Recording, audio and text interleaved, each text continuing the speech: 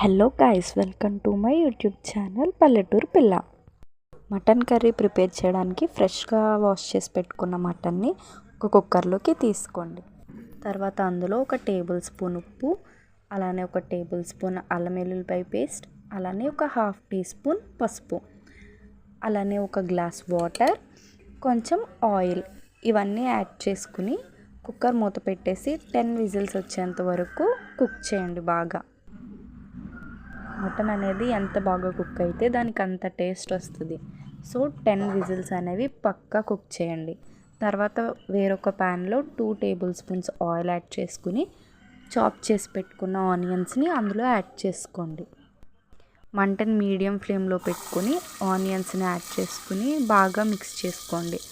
Onions అనేవి golden brown కలర్కి రావాలి. నేను అక్కడ మీకు వీడియోలో చూపిస్తున్నాను కదా, అదే విధంగా అలా మిక్స్ చేసుకోండి.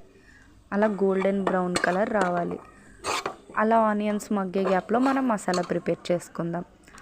ఒక ప్యాన్లో జీలకర్ర, ధనియాలు, గసగసాలు, అలానే బిర్యానీ ఆకు, ఎండుమిర్చి, దాల్చిన చెక్క, లవంగం, లామొగ్గ, ఇలా మీ దగ్గర ఏవైతే మసాలా ఐటమ్స్ ఉన్నాయో అవన్నిటిని లో ఫ్లేమ్లో కొంచెం హీట్ చేసుకుని కూల్ అయిన తర్వాత వాటిని మిక్సీ జార్లోకి ట్రాన్స్ఫర్ చేసుకోండి. అలా ట్రాన్స్ఫర్ చేసుకున్న తర్వాత ఆ మసాలా ఐటమ్స్ అన్నిటిని బాగా ఫైన్ పౌడర్లా గ్రైండ్ చేసుకోండి. గుర్తుపెట్టుకోండి, అవన్నీ బాగా ఫైన్గా పౌడర్ అవ్వాలి. ఎందుకంటే మనం కర్రీలో యాడ్ చేస్తాం కదా, చూడండి మీకు అక్కడ చూపిస్తున్న విధంగా అవి బాగా గ్రైండ్ అయిపోవాలి. మసాలాని పక్కన పెట్టేసుకుని మనం ఇందాక ప్రెషర్ కుక్కర్లో కుక్ చేసుకున్న మటన్ని ఆనియన్స్లో యాడ్ చేసేసుకోండి. ఇందులో 2 టేబుల్ స్పూన్స్ కారం, మీ వాళ్ళు కారం ఎక్కువ తింటే ఇంకో టేబుల్ స్పూన్ యాడ్ చేసుకోండి. అలానే మనం ఇందాక గ్రైండ్ చేసి పెట్టుకున్న మసాలా పౌడర్ అది కూడా 2 టేబుల్ స్పూన్స్ యాడ్ చేసుకోండి. అలానే లాస్ట్ బట్ నాట్ లీస్ట్ రుచికి తగ్గ ఉప్పు,